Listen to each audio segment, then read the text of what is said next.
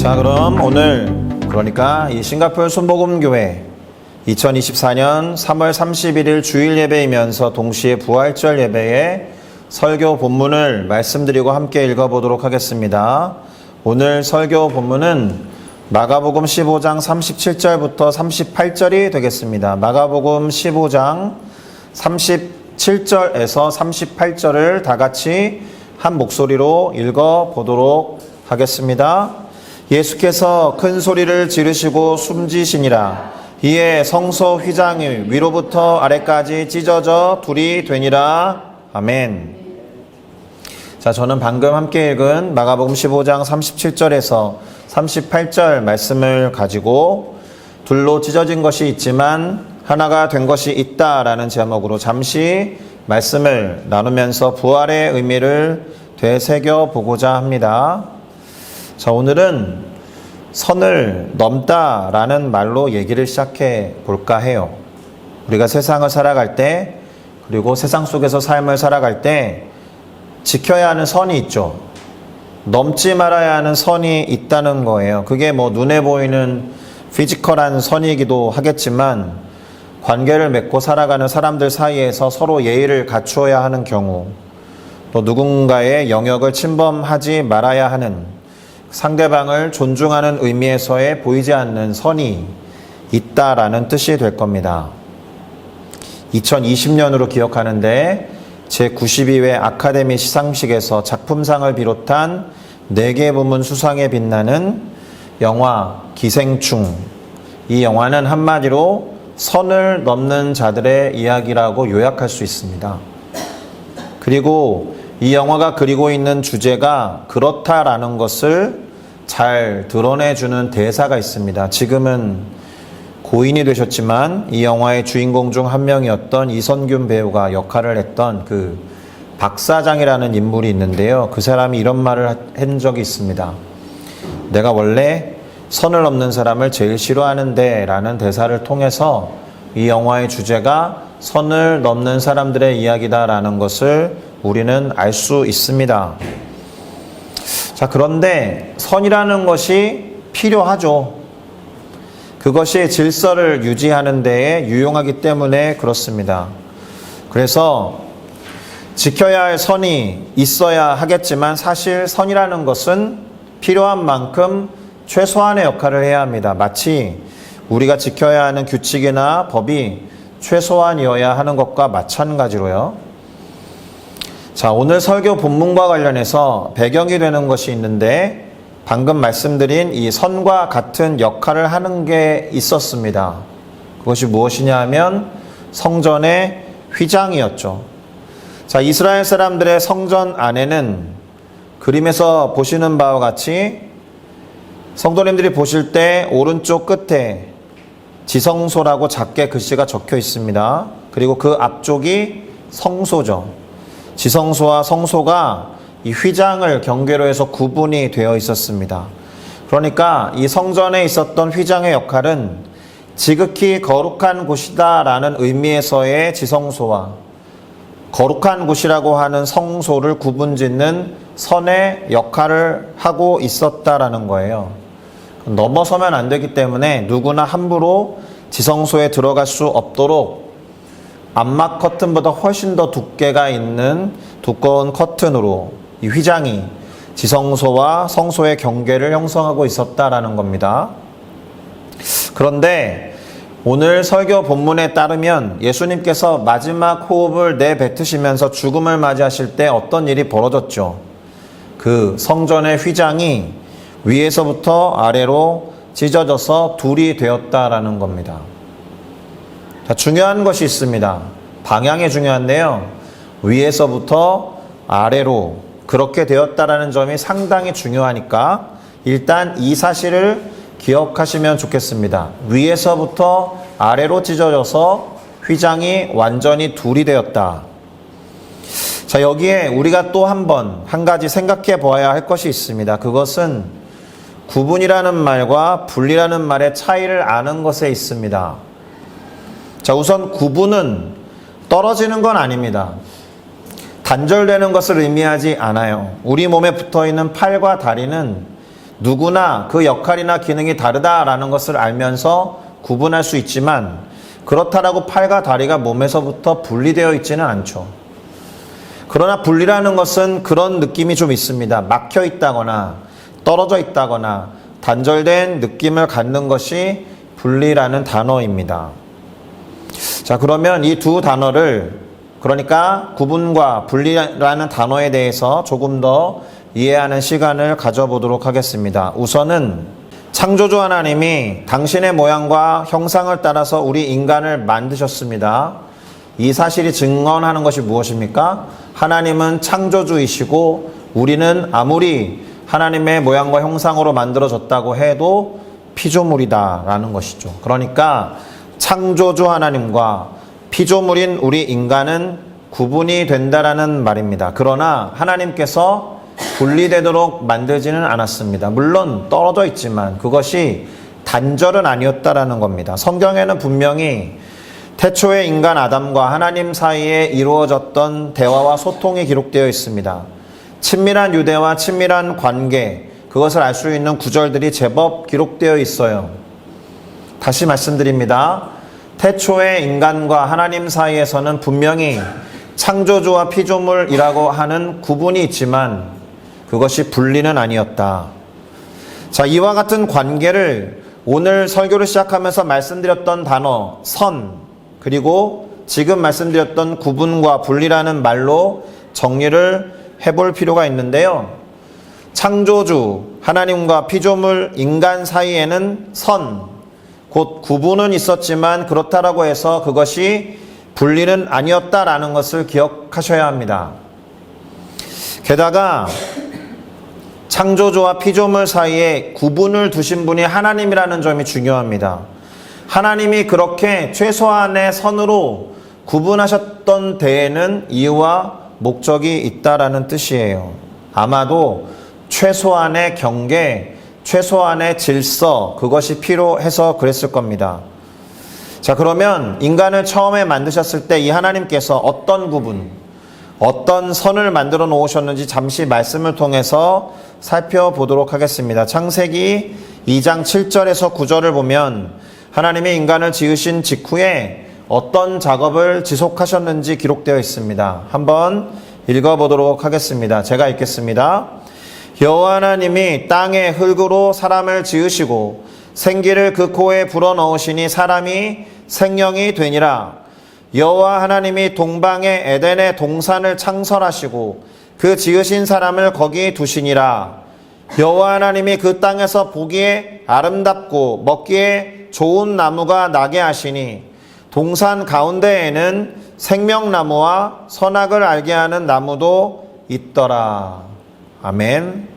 성경 통독을 시도할 때 대부분 창세기부터 읽으니까 모르긴 해도 수십 번은 읽어보신 구절이라고 생각합니다. 일단 하나님이 당신의 호흡을 불어넣으셔서 인간을 만드셨다라는 것은 인간을 제외한 다른 피조물들, 그것이 인간과 가장 가까운 친숙한 동물이라고 해도 그 동물들과는 분명히 차이가 나는, 그 차이에 있어서 분명하고 뚜렷한 존재로 특별하게 만드셨다라는 것을 알 수 있습니다. 생기, 곧 하나님의 호흡이라는 것이 인간을 특징 짓는 대단히 중요한 요소다라는 말이죠. 사실 이 말 하나 때문에라도 인간이 하나님과는 완전히 분리된 존재가 아니다라는 것을 상징하는 구절이 되기도 합니다. 자, 그리고 그 창조하신 인간을 에덴이라는 지명을 가진 곳에 동산을 만드시고, 에덴이라는 지명의 동산을 만드셨기 때문에 에덴 동산이라고 부르는 거죠. 거기에 그 인간들을 두셨습니다. 그리고 아마도 이 인간들을 위해서 보기에 아름답고 먹기에도 좋은 나무가 나게 하셨다라고 했는데, 이는 인간이 먹고 살아갈 수 있을 식량이나 먹을거리의 역할을 했을 겁니다. 또는 쉘터의 역할을 했을 수도 있겠죠. 사실 쉘터가 필요치 않은 시대입니다. 어쨌든 그런 보기에도 괜찮고 먹기에도 좋은 나무들 사이에 두 그루의 특별한 나무를 동산 중앙에 두셨다라고 했는데, 하나는 생명나무이고 두 번째는 선악을 알게 하는 나무다라고 기록되어 있습니다. 자, 그리고 하나님과 인간 사이를 분리는 아니어도 구분하는 경계를 짓는 마치 라인, 선과 같은 장치를 마련하셨는데요. 그것이 구체적으로 무엇인지 창세기 2장 16절에서 17절에 기록하고 있습니다. 그 구절도 한번 살펴보도록 합니다. 제가 읽겠습니다. 여호와 하나님이 그 사람에게 명하여 이르시되 동산 각종 나무의 열매는 네가 임의로 먹되 선악을 알게 하는 나무의 열매는 먹지 말라. 네가 먹는 날에는 반드시 죽으리라 하시니라. 아멘. 자, 명령을 주셨다라는 거죠. 그것도 금지 명령입니다. 다 해도 되는데 하지 말라고 하는 한 가지 명령을 주셨고 그것을 어겼을 경우에 어떻게 되는지에 대해서도 덧붙여 놓으셨습니다. 제가 이 구절을 여러 차례 말씀드리는데요. 그럴 때마다 늘 강조하는 게 있지 않습니까? 선악을 알게 하는 나무를 도대체 왜 만들었느냐, 하나님은. 왜 만드셨습니까? 창조주와 피조물인 인간 사이를 최소한으로 구분하는 라인으로 만드신 거예요. 최소한으로 구분하는 장치로 만드신 거예요. 다시 말하면 최소한의 질서를 유지할 수 있는 법으로 만드신 겁니다. 실제로 문장을 잘 보시면 하나님이 하신 말씀을 잘 보세요. 하지 말라고 하는 금지 명령, 그리고 그것을 어겼을 때 받게 되는 처벌에 관한 규정, 그 처벌 규정이 같이 기록되어 있죠. 그래서 그 형식이 오늘날 인간들이 사용하고 있는 일종의 법 문장의 형태를 띠고 있죠. 살인하는 자는 징역 10년 이상 사형에 처한다. 그러면 살인하지 말라라고 하는 금지 명령에다가 그것을 어겼을 때 어떤 처벌을 받게 되는지 처벌 규정으로 이루어져 있는 게 법이니까 지금 이 창세기 2장 17절의 말씀도 법처럼 쓰여 있다라는 점에서 선악을 알게 하는 나무와 열매의 역할은 법이었다, 이렇게 보시면 됩니다. 그러니까 법을 어기면 뭐라고 불러요? 죄를 지었다. 법을 어긴 사람을 뭐라고 불러요? 죄인이다 라고 말하는 것과 마찬가지로 선악을 알게 하는 나무의 열매를 따먹지 말라라는 이 법을 어기면 인간은 죄인이 되는 겁니다. 여기에서 법과 죄, 죄인이라는 개념이 나와요. 성경에서 최초로 기록하고 있는 질서 또는 법 또는 죄, 이런 개념들이 여기에서 나옵니다. 더 자세하게 이야기를 할 것이 많이 있지만 이미 여러 차례 한 바도 있고 못 드신 분들께서는 나중에 기회가 되면 말씀을 드려보도록 하겠습니다. 자, 그런데 어떻게 됐습니까? 이 법을 어겼죠. 하나님이 유일하게 세워놓았던 최소한의 라인, 최소한의 선을 넘은 거죠. 최소한의 규정을 어기고 인간이 죄인이 됩니다. 넘지 말아야 할 선을 넘어섰고 선을 침범한 거예요. 질서를 파괴한 겁니다. 이유는 뱀의 형상으로 찾아왔던 사탄의 말을 하나님이 명하신 말씀보다 더 신뢰해서, 이 말은 하나님이 하신 말씀에 대한 신뢰를 저버렸다라는 거예요.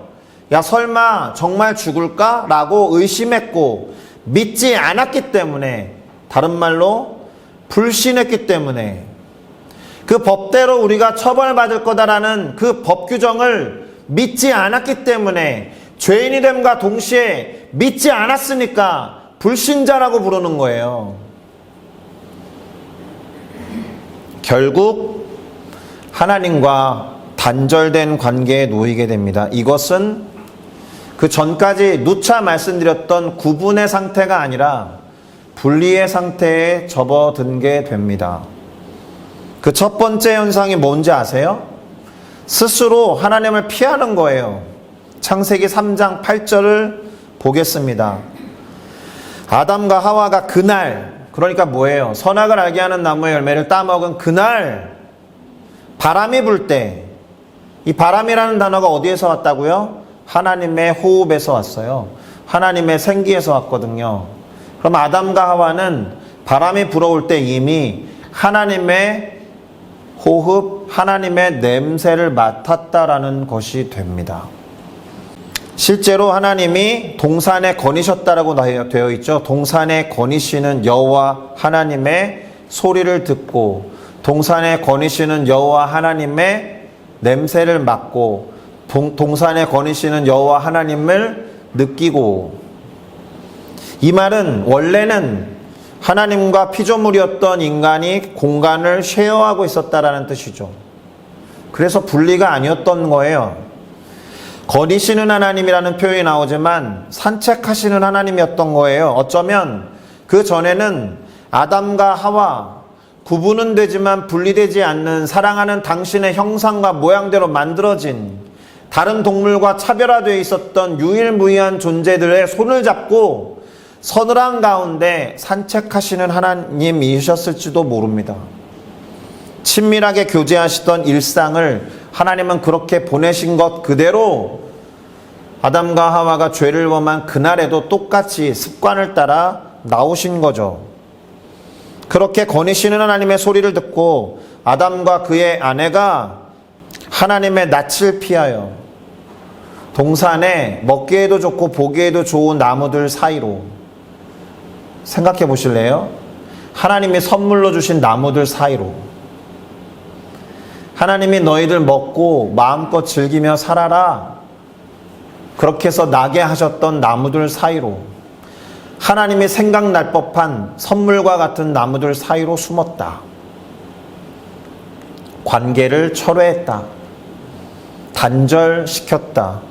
최소한의 장치로 구분만 되어 있었던 상태에서 이제 스스로 물러나서 분리와 단절을 선택한 거예요. 그래서 어떻게 됩니까?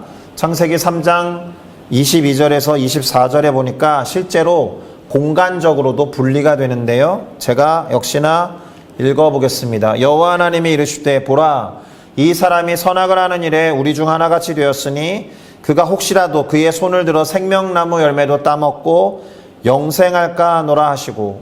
그러니까 지금 영적으로 이미 죽어서 본질적으로 피폐된 상태의 인간이 육적으로도 죽지 않는 생명나무의 열매를 먹고 괴로운 상태로 평생 살까봐, 괴롭고 수치스러운 상태로 죽지도 않는 상태로 지옥처럼 살까봐 하나님은 또 은혜를 베푸시는 거예요. 생명나무의 길을 막아버리신다라는 겁니다. 우리는 안 죽고 살면 그게 최고인 줄 알고 옛날부터 위대한 왕들은 불로초를 찾아다녔지만 정서적으로, 정신적으로, 영적으로 피폐한 상태에서 죽지 않고 사는 것은 일종의 형벌이죠. 그 형벌을 막으셨다라고 보면 됩니다. 여호와 하나님의 에덴 동산에서 그를 내보내요. 쫓아내신 거죠. 그의 근원이었던 땅을 갈게 하시니라. 이같이 하나님이 그 사람을 쫓아내시고 에덴 동산 동쪽에 그룹들, 천사들을 배치하시고 두루 돌아다니는 불칼을 두어서 생명나무의 길을 가지 못하도록 지키셨다라는 겁니다. 에덴이라는 낙원에서 쫓겨나고 말아요. 에덴의 뜻이 기쁨이라는 뜻인데 기쁨의 동산이니까 한자로 바꾸면 그 자체로 낙원이죠. 낙원으로부터 쫓겨나가고 인간들은 하나님을 잊어버리기 시작합니다. 하나님을 기억하는 부류의 사람들이 있고 하나님을 대부분 잊어버리게 돼요. 하나님을 기억하는 사람들을 창세기 6장에서는 하나님의 아들들이라고 표현했고, 하나님을 잊어버리고 자기 멋대로 살아가는 사람들을 사람들의 딸이라 라고 표현했습니다. 그리고서 다른 피조물들을 두려워하기 시작해서 만들어낸 신들이 우후죽순 생겨나고 우상을 숭배하면서 다른 종교들을 만들어버린 거죠. 자, 그러나 하나님은 한 사람 아브라함을 택하십니다. 그리고 그 한 사람 아브라함을 통해서 큰 민족을 이루게 하신 뒤에 우리가 오늘 기념하고 있는 예수 그리스도를 그 계보로부터 태어나게 하시고 우리의 죄와 사망을 짊어지고 죽게 하시는 구원의 역사를 시작하셨다라는 겁니다. 할렐루야. 그런데 하나님이 선택한 민족, 아브라함과 이삭과 야곱의 후손들이었던 이스라엘 민족도 정신을 못 차려요. 그만큼 하나님과의 관계가 좋지 않았다라는 뜻이고 단절되고 분리되었으니까 유지하기가 힘들었겠죠. 그렇게 관계가 무너져 있었음을 잘 드러내는 구절을 하나만 찾아 읽어드리겠습니다. 마태복음 23장 37절인데요. 이렇게 기록합니다. 예루살렘아 예루살렘아 선지자들을 죽이고 너에게 파송된 자들을 돌로 치는 자여, 암탉이 그 새끼를 모아서 날개 아래에 모음같이 내가 너의 자녀들을 모으려고 한 일이 도대체 몇 번이더냐. 그러나 너희가 원하지 아니하였도다. 이 말은 니네가 나의 모으려고 하는 시도들을 거절했다, 원하지 않았다, 스스로 단절했다, 분리되었다, 이런 뜻입니다. 하나님은 그들을 모으려고 열심히 사람들을 보내시고 그랬으나 그들이 원하지 않았다. 서늘한 가운데 거니시는 하나님이 아담과 하와를 찾아 부를 때 숨어버린 것과 동일한 패턴을 사용한 겁니다. 자, 그러니 하나님의 임하심, 하나님의 존재, 하나님의 임재가 당신이 선택한 이스라엘 민족과 백성 안에서도 제한적으로 임할 수밖에 없는 겁니다. 그것이 앞서 말씀드린 성전의 지성소라는 공간이에요. 하나님의 임재를 상징하는 법궤, 곧 언약궤가 있는 곳이어서 그곳에는 1년에 딱 한 번만 대속죄일이라고 부르는 날에 대제사장이 백성들의 죄를 속죄하기 위해서 속죄 제물로 드렸던 양의 피를 들고 지성소 안으로 유일하게 들어갈 수 있었어요. 그것도 발에 방울을 달고 끈을 묶은 상태로. 왜요? 살아있는지 확인하기 위해서. 혹시라도 방울 소리가 나지 않으면 쓰러져 죽었구나 하고서 밖에서 밧줄로 당기기 위해서. 이유는 대제사장이라고 해도 죄를 지은 것을 해결하지 못한 상태로 하나님의 임재 안으로 들어가면 죽었기 때문에. 그러니까 이 대제사장이라는 존재는 죄에 대해서 민감하고 예민할 수밖에 없어요. 자신의 속죄를 가장 철저하게 하나님이 모세를 통해 주셨던 율법에 따라서 철저하게 해결하고 들어가는 날이 대속죄일이었거든요. 자신의 죄를 속죄한 뒤에 죄가 없다라고 믿는 마음으로 담대히 들어가서 그 법궤의 뚜껑에 해당하는 것이 속죄소거든요. 속죄소에다가 그 양의 피를 부으면 거기에 임재하시는 하나님이 부었던 피를 보시고 죄 없다 여기겠다 약속하셨기 때문에. 뭐랑 비슷해요?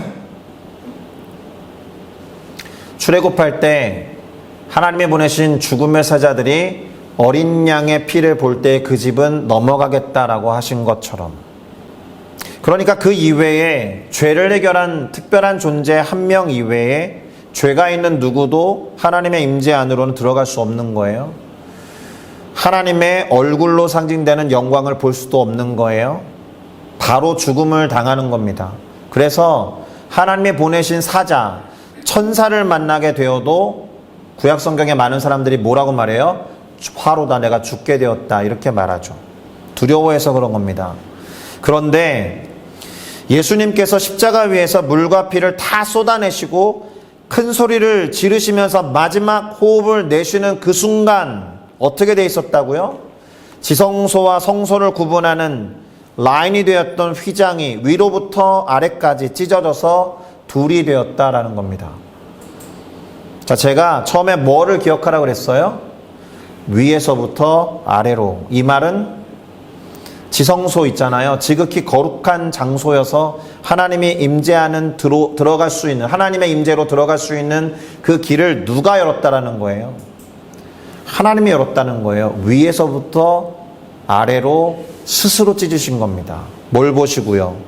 예수님의 죽음을 보시고 예수님이 십자가 위에서 흘리신 보배로운 피를 보고요. 아까 말씀드렸듯이 애굽에서 나올 때 어린 양의 피를 본 것처럼 또 대제사장이 속죄소에 부었던 양의 피를 본 것과 동일한 상징으로 예수 그리스도의 피를 보시고 죄 없다, 모든 이들에게 죄 없다 선언하시면서 이제 마음껏 내 영광 안으로 들어와라 하고 스스로 휘장을 찢어버리신 겁니다. 왜 그러셨을까요? 하나님이 원하셨어요. 하나님이 그것만큼 간절히 바라신 것이 없었어요. 하나님이 원하셨던 것은 관계의 단절이나 분리가 아니라 관계의 회복과 함께하는 것을 원하셨어요.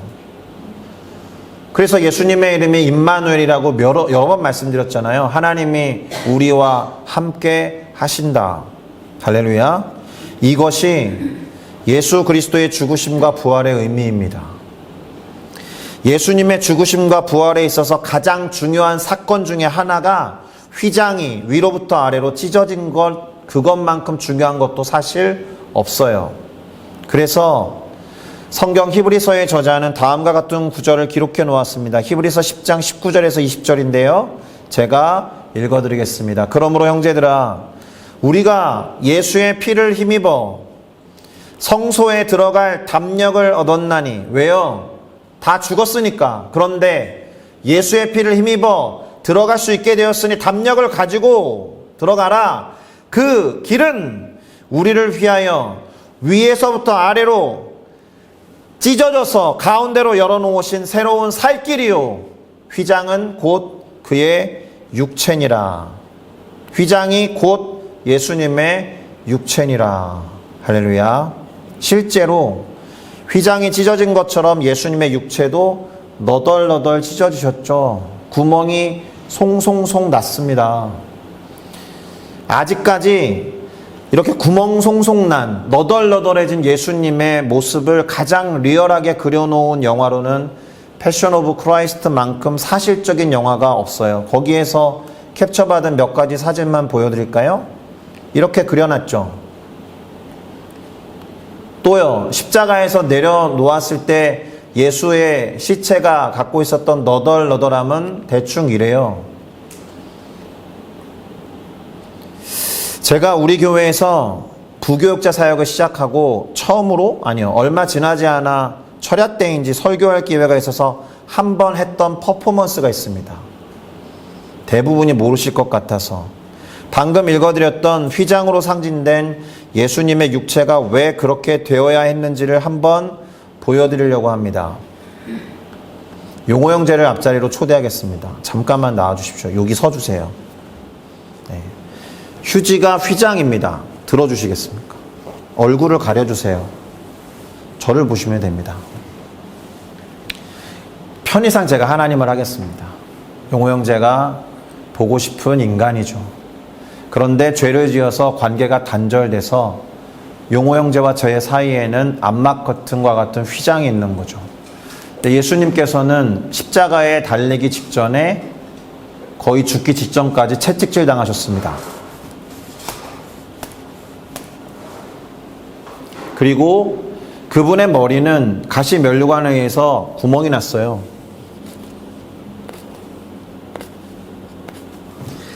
양손과 양발은 대못에 찔리셨습니다. 마지막에 옆구리에 창으로 찔림 당하셨습니다. 자, 이렇게 구멍이 송송 난 예수님의 육체를 통해서도 사실은 하나님 입장에서 보고 싶은 용호 형제의 얼굴을 볼 수는 있죠. 그러나 휘장으로 상징된 예수 그리스도께서 육체의 호흡을 마지막으로 다 내뿜고 숨을 들이마시고 내뿜는 순간 가리웠던 이 휘장은 위에서부터 아래로 찢어진 겁니다. 됐습니다. 반가워요. 제가 휴지로 그냥 너덜너덜하게 표현한 거죠. 히브리서 기자의 말에 따르면 예수님의 육체는 휘장이어서 구멍이 송송나고 너덜너덜해진 이 휴지보다도 더 참담했다라는 겁니다. 예수님의 육체라고 했던 휘장이 찢어져서 둘이 됨으로 인해서 제가 방금 전에 휴지 너머에 용호 형제를 볼 수 있었듯이 이제 누구든 하나님의 임재 안으로 당당하게 걸어 들어갈 수 있게 된 겁니다. 휘장은 방금 보여드린 대로 찢어져서 둘이 되었지만 둘보다 더 됐거든요. 우리들과 하나님은 하나로 연합하게 되었다. 할렐루야. 그래서 저는 예수님의 육체가 부활하기 전에 이 휘장의 찢어짐을 통해서 사랑이 부활했다라고 먼저 선언하고 싶습니다.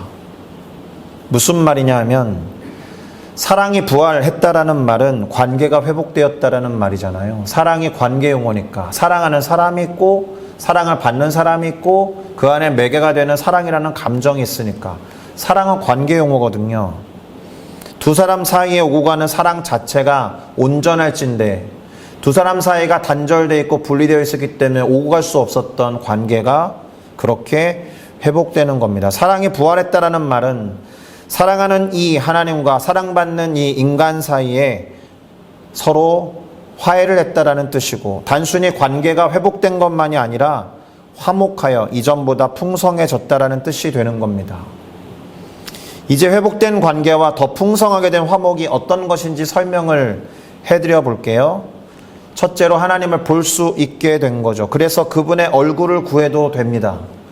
찬양의 노래의 많은 가사가 주님의 얼굴을 구합니다 라고 감히 고백할 수 있는 이유도 여기에 있습니다.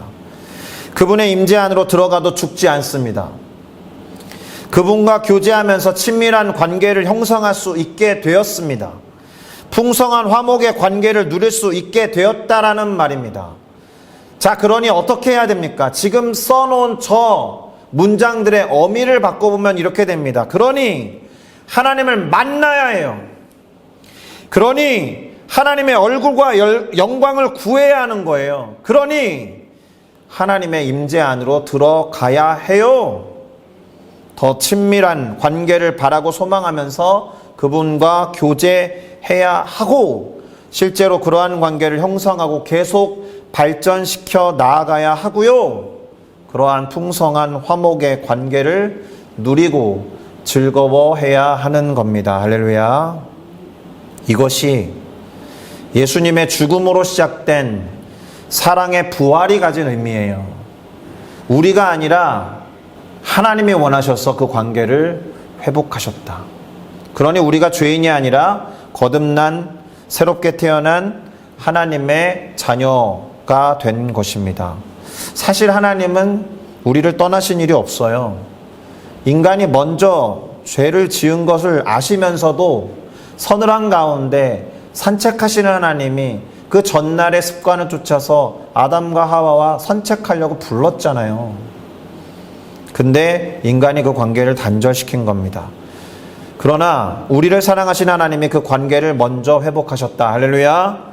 우리와 하나님이 다시 연합하게 되었으니 이제 구분은 되지만 분리되지 않는 상태, 아버지와 자녀라고 명명하면서 구분은 되지만 가족으로 연합될 수 있는 그런 깊은 사귐을 갖게 된 우리 모두가 되어야 할 줄로 믿습니다.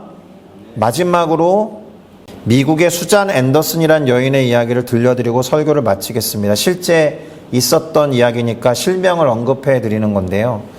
이 여인이 눈 수술을 받았어요. 아마도 라식이나 라섹이나 아니면 노안 수술이었는지 모르겠는데 수술을 받다가 잘못돼서 실명을 하게 됩니다. 그래서 그녀의 남편이 아내의 직장의 출퇴근을 도와줬어요. 그럴 수 있죠. 사랑하니까. 그런데 얼마 후부터 남편이 이렇게 말하는 거예요. 여보, 내가 계속 이렇게 도와줄 수만은 없으니까 내일부터는 혼자 출근을 한번 해보세요.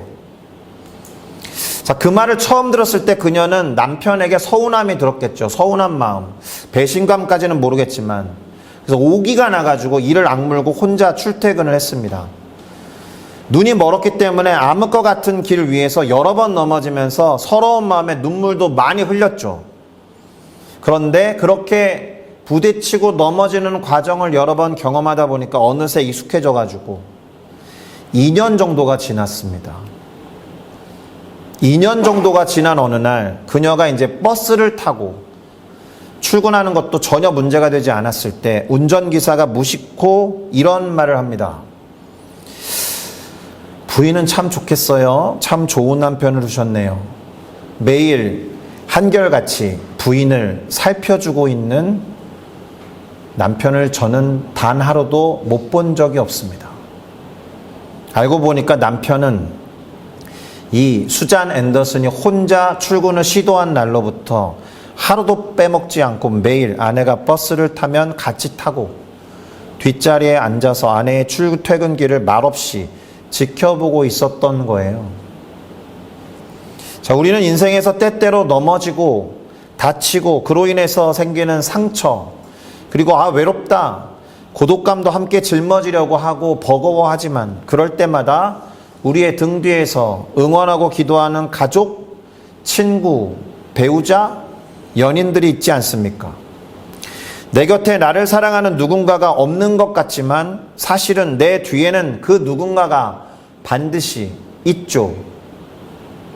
사랑이 없는 것이 아니라 사랑을 보지 못할 뿐입니다. 지난주 설교 말씀드릴 때 사랑이 온전하지 않은 것이 아니라 사랑을 하고 받는 우리가 온전하지 못한 것처럼, 다시 말씀드리지만 우리 하나님은 사랑 자체이셔서 우리를 한 번도 떠나신 바가 없습니다. 믿으십니까? 다만 우리가 떠났을 뿐이에요. 사랑이신 하나님이 없는 것이 아니라 사랑이신 하나님을 보지 못하고 볼 수 없었을 뿐입니다. 보이지 않는다고 없는 것도 아니고 안 계신 것도 아니에요. 말없이 사랑하면서 지켜보고 함께 하셨다라는 겁니다. 지금도. 그 하나님과 이제 막힌 담이 허물어졌으니 열심히 사랑하시고 열심히 사랑받는 우리 모두가 되기를 예수 그리스도의 이름으로 축복합니다. 기도하시겠습니다.